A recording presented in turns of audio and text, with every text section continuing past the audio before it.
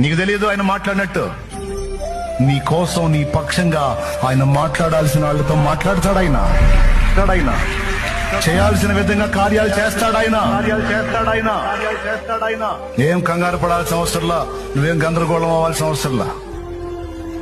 ఎవరితో మాట్లాడితే నీకు మేలు కలిగిద్దో, ఎవరితో మాట్లాడితే కార్యాలు జరుగుతాయో మాట్లాడాల్సిన వాళ్లతో ఆయనే మాట్లాడుతాడు. దిగులు పడద్దో. విశ్వాసము గలదానవై ఆయన సన్నిధిని ప్రేమించు. విశ్వాసము గలవాడవై ఆయన సన్నిధికి చేరి నీ బాధ, గోడు, వేదన అంతా చెప్పు చెప్పు చెప్పు.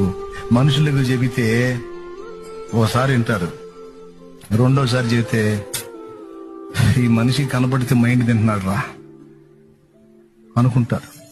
10 మంది దగ్గరికి వెళ్ళి నీ బాధ 10 సార్లు 10 మందికి చెప్పుకునే కంటే ఆ 10 సార్లు ఒక్క దేవుడు నీ ప్రభు అయిన యేసు దగ్గరికి వెళ్ళి చెప్పుకోపో 10 సార్లు.